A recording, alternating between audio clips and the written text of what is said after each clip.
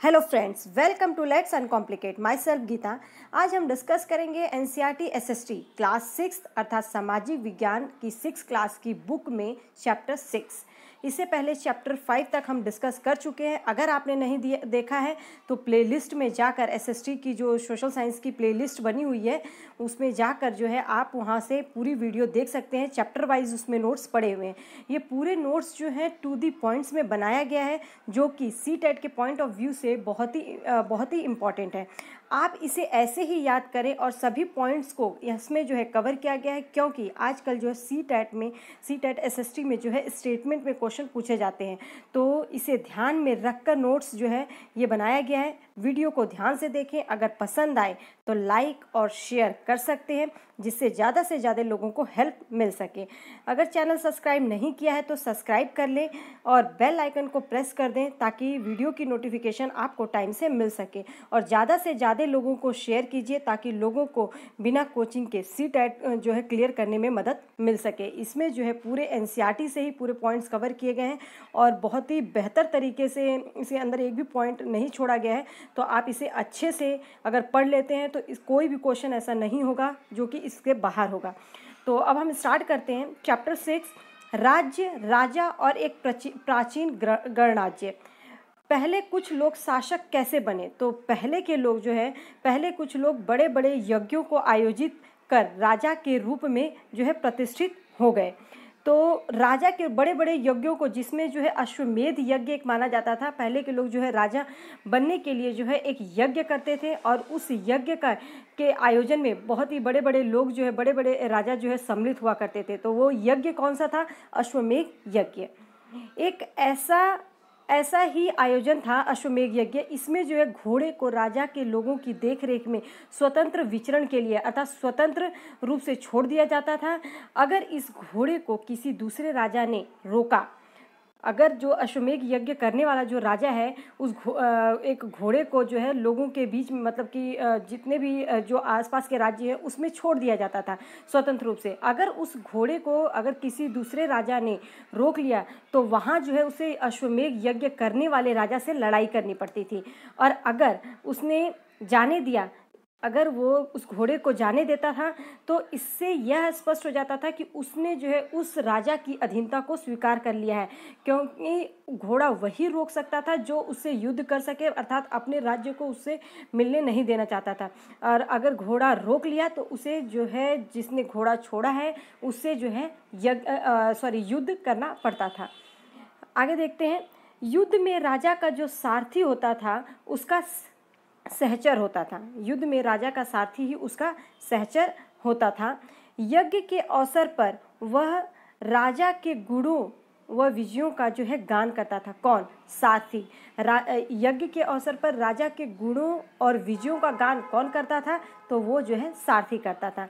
यज्ञ में सगे संबंधी सहित रानियों तथा पुत्रों को भी छोटे छोटे अनुष्ठान करने पड़ते थे। मतलब यज्ञ में ये लोग भी सम्मिलित होते थे। ये सम्मिलित होने के साथ साथ छोटे छोटे अनुष्ठान जो है, कुछ क्रिया जो कर्मकांड हैं वो उन्हें करने पड़ते थे।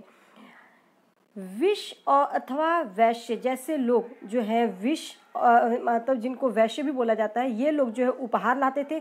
पुरोहित इन्हें शूद्र मानते थे। कई अनुष्ठान में जो है इन्हें शामिल नहीं किया जाता था। किनको? विष को। पुरोहित जो है किसको शूद्र मानते थे? विष को। और इन्हें जो है बहुत सारे अनुष्ठान जो है, ऐसे कई अनुष्ठान होते थे जिसमें इन्हें सम्मिलित नहीं किया जाता था। उत्तर वैदिक ग्रंथ। अगर हम उत्तर वैदिक ग्रंथ की बात करें तो जो ऋग्वेद के बाद जो रचे जाने वाले ग्रंथ हैं उन्हें उत्तर वैदिक ग्रंथ कहा गया है। सबसे पहले जो है, सबसे पुराना कौन सा वेद है? वो है ऋग्वेद। ऋग्वेद के बाद जो रचे गए ग्रंथ हैं उन्हें जो है उत्तर वैदिक ग्रंथ कहलाए। उत्तर वैदिक ग्रंथ में कौन कौन से हैं? सामवेद, यजुर्वेद, अथर्ववेद। तो उत्तर वैदिक ग्रंथ में कितने वेद हैं? 3। कौन कौन से हैं? जो है सामवेद, यजुर्वेद, अथर्ववेद। ये कई बार क्वेश्चन जो है पूछा गया है, तो ये बहुत इंपॉर्टेंट है। आगे देखते हैं। समाज जो है कई समूहों में बटा हुआ था उस टाइम पे जैसे कि पुरोहित तथा योद्धा, जो पुरोहित और योद्धा होते थे वो वैभवशाली में गिने जाते थे। कुछ कृषक और व्यापारी होते थे, ये धनवान होते थे। पशुपालक होते थे, शिल्पकार होते थे, श्रमिक, मछली पकड़ने वाले, शिकारी और भोजन संग्राहक, ये जो है निर्धन कैटेगरी में रखा गया था। ये लोग जो है निर्धन होते थे। जो कुछ कृषक, सभी कृषक नहीं, कुछ कृषक और व्यापारी जो है धनवान हुआ करते थे। पुरोहित और योद्धा को वैभवशाली वर्ग में रखा गया था। वर्ण जो है, पुरोहितों ने लोगों को 4 वर्णों में विभाजित किया था। किसने? पुरोहित ने जो है लोगों को 4 वर्गों में विभाजित किया था। कौन कौन से वो वर्ग हैं? तो ब्राह्मण, जो वेदों का अध्ययन या अध्यापन करते थे, यज्ञ करते थे। इन ब्राह्मणों का काम क्या था? वेदों का अध्ययन, अध्यापन करना और यज्ञ करना। इनके लिए जो है लोग जो है इसके लिए, यज्ञ करने के लिए या अध्ययन अध्यापन करने के लिए, मतलब उनको ये, क्योंकि ये शिक्षा भी देते थे, तो इनके लिए जो है लोग क्या करते थे? उपहार देते थे। तो इन्हें जो है इन सब कामों के लिए जो है उपहार मिलता था। दूसरा वर्ग जो है वो है शासक वर्ग।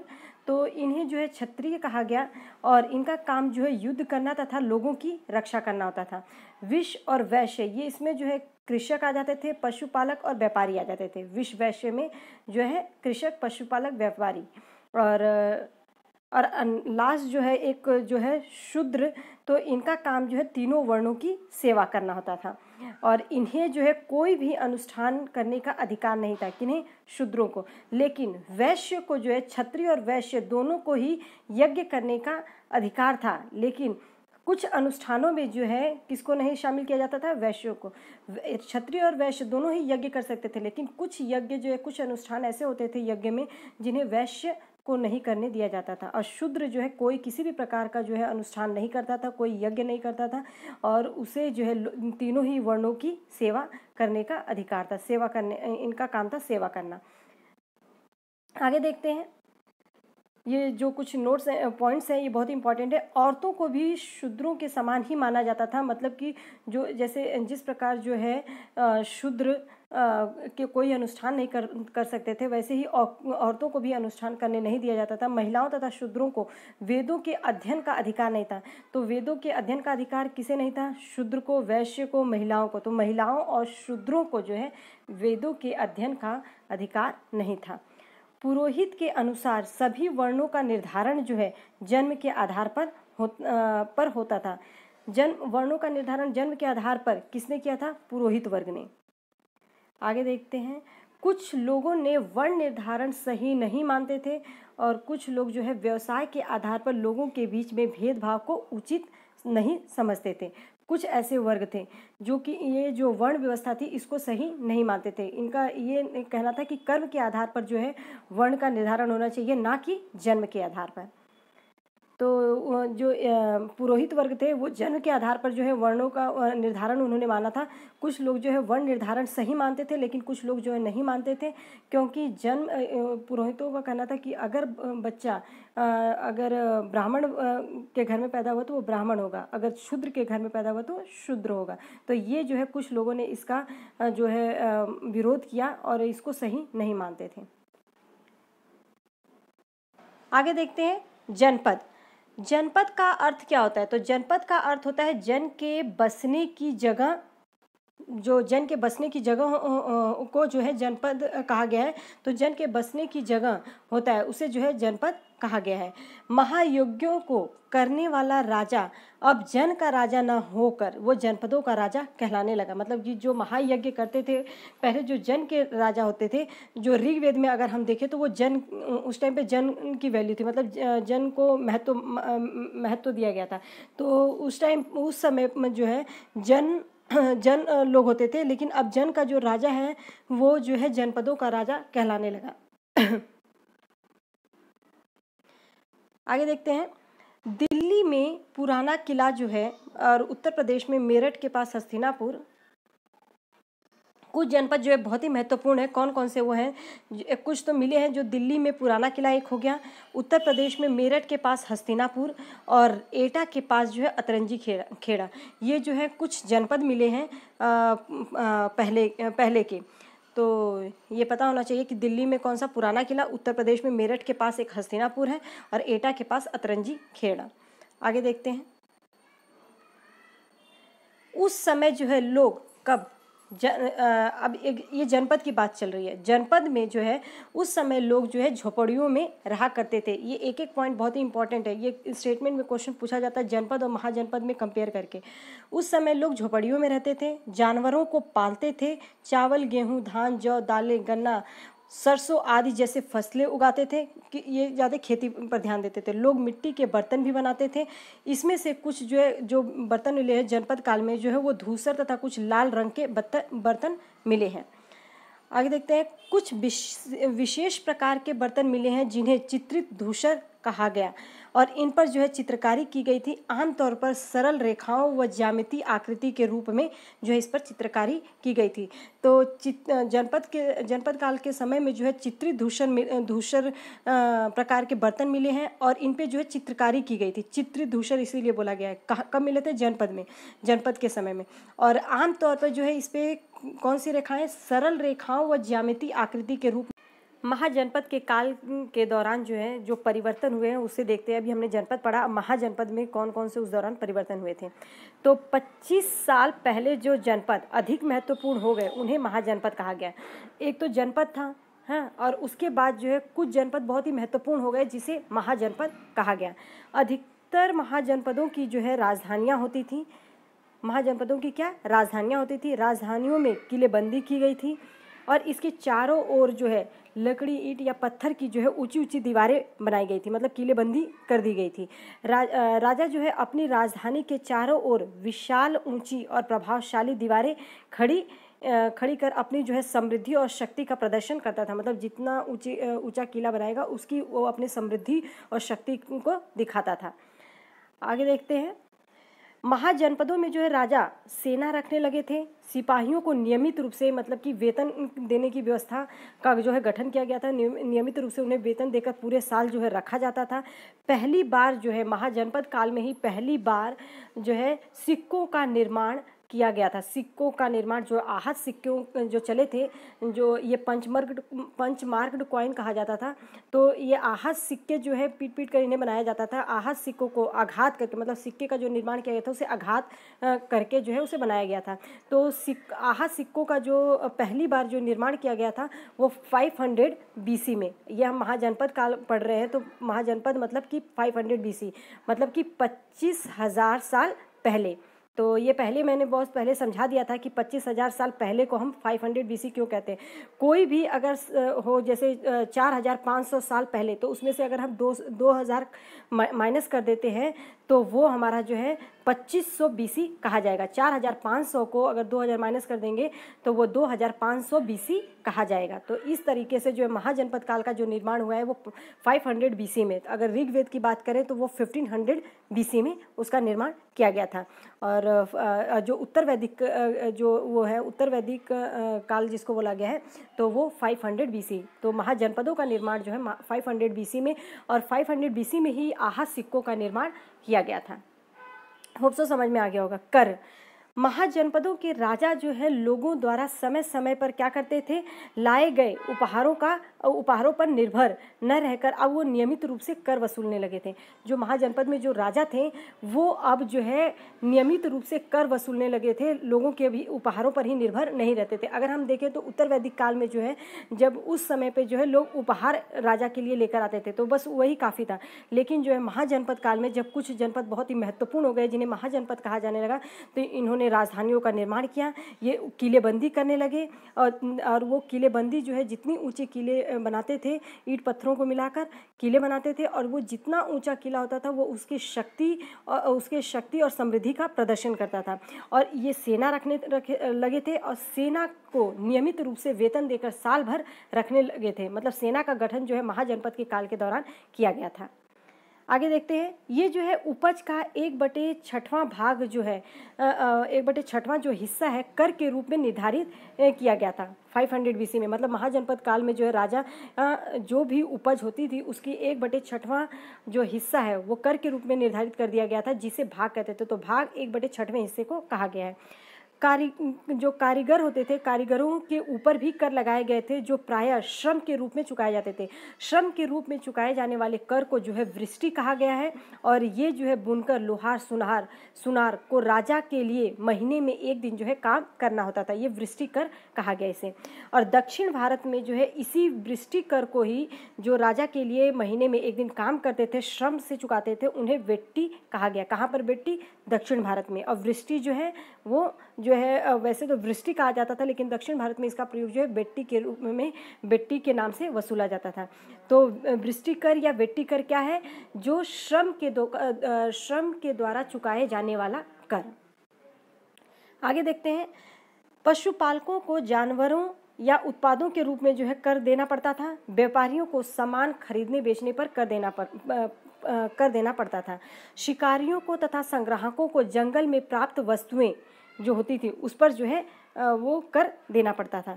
तो इस तरीके से है जो ये कर व्यवस्था निर्धारित की गई थी। इससे पहले हमने वर्ण व्यवस्था देखा था। एक एक चीज़ जो है टू द पॉइंट में आप ऐसे ही इसे लर्न करें।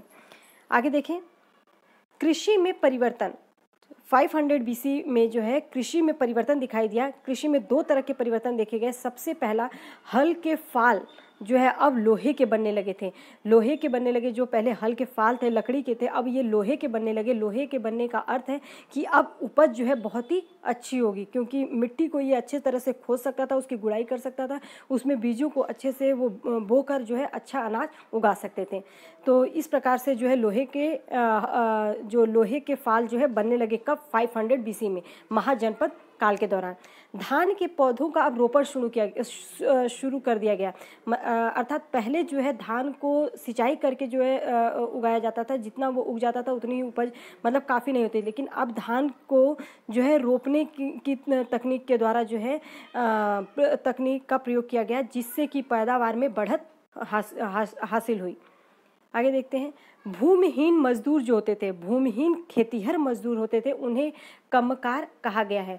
तो आपसे ये क्वेश्चन पूछा जाता है और पूछा गया है कि कमकार शब्द किसके लिए प्रयोग किया गया है? तो वो भूमिहीन मजदूर मतलब खेतीहर जो होते थे, भूमिहीन खेतीहर मजदूर, उनके लिए कमकार शब्द का प्रयोग किया गया है।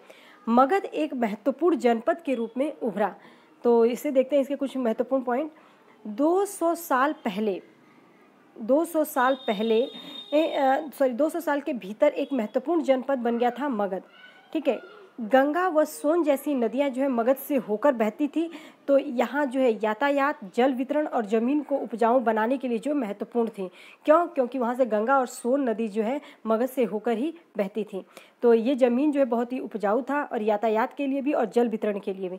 मगध में एक हिस्सा जो है जंगलों से भरा हुआ था। यहाँ पर जो है हाथियों को पकड़कर उन्हें प्रशिक्षित किया जाता था, और उनको हाथियों को जो है सेना के प्रयोग में लाया जाता था। तो वो जंगलों से भरपूर जो था, मतलब वहाँ पे बहुत जंगल थे, जिससे कि उससे बहुत सारे और भी जो उत्पाद मतलब जंगल से जो चीज़ें मिल सकती हैं, वो भी उसमें भी जो मगध धनी था।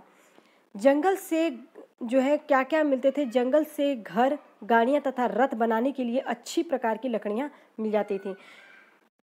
लौ एस की खदानें औजार व हथियार बनाने के लिए उपयोगी। ये भी मगध में जो है, मगध एक ऐसा राज्य था जहाँ पे लौ एस की खदानें थी, जिससे कि औजार व हथियार बनाने के लिए जो उपयोगी था। मगध के जो है दो बहुत ही शक्तिशाली शासक थे।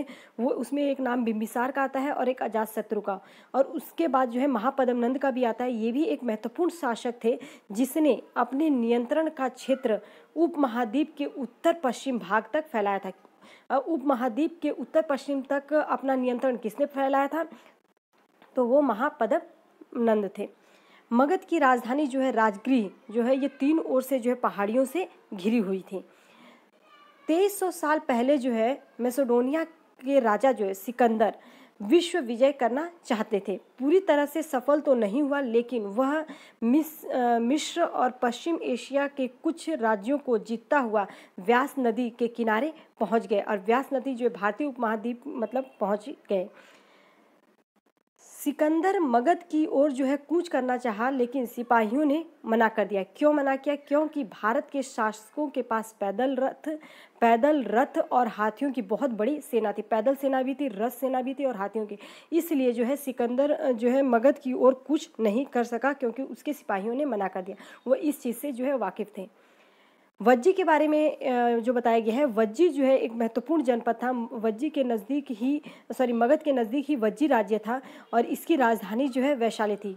वैशाली किसकी राजधानी थी? वज्जी। अलग किस्म की यहाँ पे शासन व्यवस्था थी, जिसे हम गण और संघ कहा गया। गण और संघ की व्यवस्था कौन से एक महाजनपद में मिलता है? तो सबसे पहले जो है ये वज्जी में।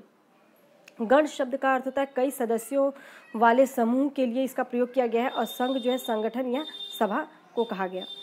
गण जो है गण या संघ में कई शासक होते थे और कभी कभी एक साथ जो है शासन करते, जिसमें प्रत्येक व्यक्ति जो है क्या होता था? राजा।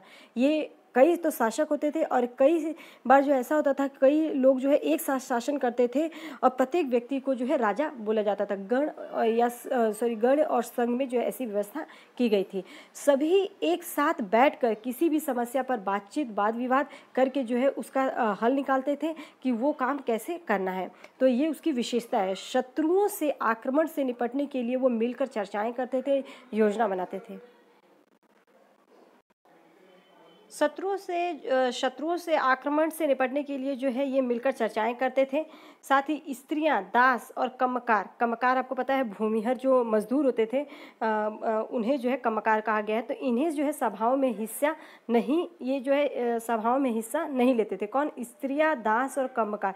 बहुत ही इंपॉर्टेंट है। कौन लोग जो है सभाओं में हिस्सा नहीं लेते थे? तो कृषक, जो खेतीहर कृषक होते थे, जिन्हें कमकार कहा गया है। दास और स्त्रियां। छत्री तो लेते थे और पुरोहित भी लेते थे। तो इस तरीके से जो है सभाओं में जो है ये तीनों हिस्सा नहीं लेते थे। आगे देखते हैं। बुद्ध तथा महावीर दोनों ही ये गण या संघ से संबंधित है। मतलब गण और संघ से दोनों ही, बुद्ध और महावीर दोनों ही जो है इससे संबंध रखते थे। वज्जी संघ का वर्णन जो है दिग निकाय से किया गया है। दिग निकाय जो है किसका ग्रंथ है? तो ये बौद्ध ग्रंथ है, जिसकी रचना 2300 साल पहले की गई थी। बुद्ध के कई जो है इसमें व्याख्याएं हैं। किसमें? दिग निकाय में। दिग निकाय एक बौद्ध ग्रंथ है, इसकी रचना 2300 साल पहले की गई थी। ये एक एक चीज़ बहुत ही इंपॉर्टेंट है। आगे देखते हैं। अजातशत्रु के मंत्री कौन थे? वो वत्साकार थे। वत्साकार को जो है बुद्ध के पास सलाह के लिए भेजा गया था। अजातशत्रु ने किसे बुद्ध के पास सलाह के लिए भेजा था? तो वो उनके मंत्री वत्साकार थे। गुप्त शासकों ने गण और संघ पर विजय प्राप्त कर लिया था। उसके मतलब जैसे ही इनका अजातशत्रु ये इनके अंत के बाद जो है गुप्त शासकों ने जो है गण और संघ पर विजय प्राप्त कर लिया था। एथेंस के लोगों की शासन व्यवस्था की स्थापना जो है की गई थी, और उन्होंने जो एथेंस के लोग थे इन्होंने एक नई शासन व्यवस्था की स्थापना की थी, जिसे प्रजातंत्र तथा गणतंत्र कहा जाता है। और ये जो है 2500 साल पहले और 200 साल तक ये चली। ये व्यवस्था जो है मतलब कि ये इसी के साथ साथ जब महाजनपद इधर था, तो एथेंस में जो है लोगों की एक नई शासन व्यवस्था गणतंत्र की स्थापना की गई थी। और 2500 साल पहले यहाँ पे जनपदों का निर्माण हो रहा था, महाजनपदों का। तो जब मगध का निर्माण हुआ उसी समय जो है एथेंस में जो है शासन व्यवस्था ये थी। जैसे मगध में जो है जो राजा होते थे, वहाँ पे जो है प्रजातंत्र के हिसाब से जो है शासन व्यवस्था स्थापित की गई थी। ये 200 साल तक चली थी। कई पदों पर नियुक्तियाँ जो है लोगों की लॉटरियों के माध्यम से हुई थी। इसके बारे में बहुत ही इंपॉर्टेंट पॉइंट जो है, यहाँ पे जो है 30 साल से ऊपर सभी पुरुष को नागरिकता प्राप्त थी। जो इसमें दास नहीं थे, जो दास लोग थे उनको नागरिकता प्राप्त नहीं थी। और 30 साल से जो भी अधिक थे, जिनकी उम्र जो है 30 साल से अधिक है, वो सभी जो है इस शासन व्यवस्था के मतलब कि इस शासन व्यवस्था में जो नागरिकता प्राप्त कर लिए थे। एक सभा थी जहाँ सभी विषयों पर जो है चर्चाएं की जाती थी, और साल भर में कम से कम 40 बार जो है ये सभा बुलाई जाती थी। तो एथेंस में जो है प्रजातंत्र की व्यवस्था की गई थी, और ये जो है 2500 साल पहले की बात है, 200 साल तक चली थी। यहाँ पर जो है 30 साल से जो लोग 30 साल से अधिक थे उनको जो है नागरिकता प्राप्त थी, जिसमें दास शामिल नहीं थे। और ये सभा जहाँ पे सभी एक सभा की व्यवस्था की गई थी, जहाँ पे किसी भी विषय पर जो है चर्चा की जाती थी। साल भर में एथेंस में जो है कम से कम 40 बार ये सभाएं बुलाई जाती थी। ये जो बहुत इंपॉर्टेंट है इसके अंदर, तो ये तो मैंने बता दिया है। आगे देख लीजिए, जो वज्जी संघ है, वज्जीवासी जो थे, तो उस जब बुद्ध के पास जो पहुँचे थे वस्साकार, तो उन्होंने कहा था कि वज्जी सभाएं जो है नियमित रूप से होती हैं, उनमें सभी सदस्य जो है उपस्थित होते हैं। उन्हें पता है कि ऐसा होता है। उन्हें कहा कि वज्जीवासी तब तक उन्नति करते रहेंगे, क्योंकि जब अजातशत्रु जो है वहाँ पे कूच करना चाहते थे, उसे अपने राज्य में मिलाना चाहते थे, तब वहाँ के बुद्ध ने बताया था कि वज्जीवासी जो है तब तक उन्नति करते रहेंगे जब तक वे पूर्ण और नियमित सभाएं करते रहेंगे, आपस में मिलजुल कर काम करते रहेंगे, पारंपरिक नियमों का पालन करेंगे, बड़ों का सम्मान समर्थन और उनकी बातों का ध्यान रखेंगे, स्त्रियों का सम्मान करेंगे, तब तक वो जो है उन्नति करते रहेंगे, ऐसा बुद्ध ने बताया। तो वो जो अजातशत्रु वो समझ गए कि इसके लिए ज़रूरी है कि उन लोगों के बीच में जो है फूट डालो। तो इस तरीके से उन्होंने वहाँ पे जो है अपना शासन स्थापित किया था। तो होप सो आपको ये चैप्टर जो है अच्छे से समझ में आ गया होगा। अगर कुछ समझ में नहीं आया है, किसी भी पॉइंट में डाउट है, तो आप कमेंट सेक्शन में पूछ सकते हैं। मैं पूरी कोशिश करूँगी आपकी पूरी हेल्प हो और आपकी जो प्रॉब्लम है वो सॉल्व हो जाए। तो अगर कुछ भी कोई प्रॉब्लम है, आप कमेंट सेक्शन में पूछ सकते हैं। और कैसा लगा वीडियो, आप उसे लाइक और शेयर ज़रूर कीजिए, ताकि लोगों को और ज़्यादा लोगों को जो है इससे हेल्प मिल सके। ये एनसीईआरटी से टू द पॉइंट में है, तो आप इसको एज इट इज़ ऐसे ही याद करें, लर्न करें। Thank you.